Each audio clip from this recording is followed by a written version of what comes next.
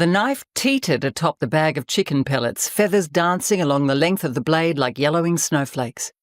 Puffs of them clung to Penny's woolen jumper and floated down inside her boots. There was no delicate way to gut a pillow.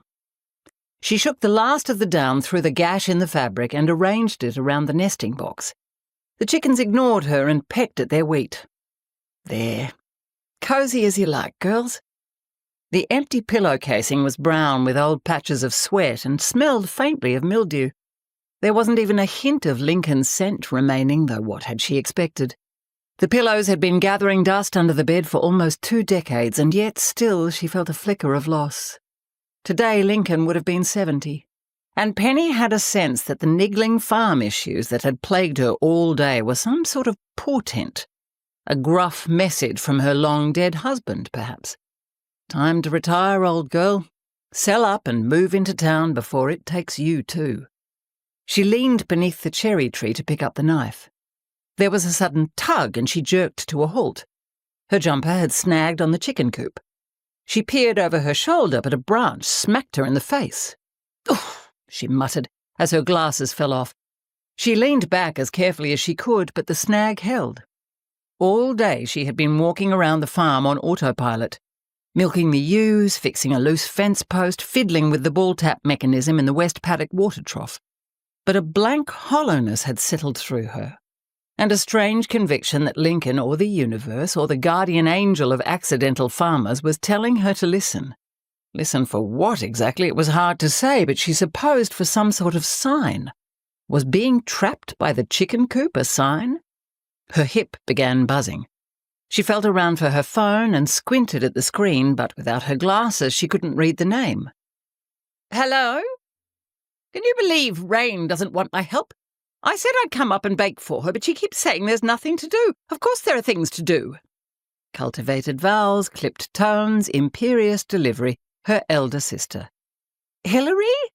When did you—" "She said she's got 37 cakes promised and it's all under control. If you're talking about the centenary cake stall fundraiser, I'm sure she'll be fine." Although Penny, too, had serious doubts about their younger sister organising an event that involved the coordination of 24 people, the erection of a market tent, and the use of an oven. "Are you insane? We're talking about Rain, the woman who forgot to turn up to her own wedding." "That was decades ago. She doesn't drink any more, Hill." "You sound odd," said Hilary. "What's the matter?" "Nothing."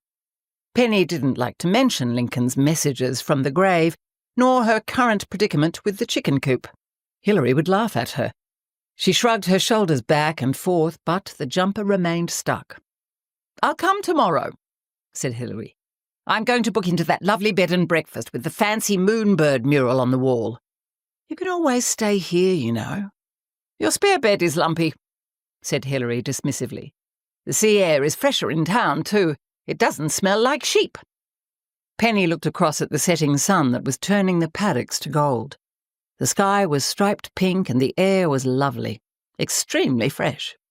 "Or maybe I'll come on Thursday. Bring the Jag and make a road trip of it." Hilary's 1980s Jaguar was an ugly bronze rust bucket with uncomfortable seats. She'd paid $5,000 for it to a retired judge she somehow knew. No doubt it was unroadworthy since her sister hated spending money unless it was on something sparkly or from an op shop. She'd only bought the car so she could say things like, "Oh yes, let's take the Jag," in an offhand sort of way.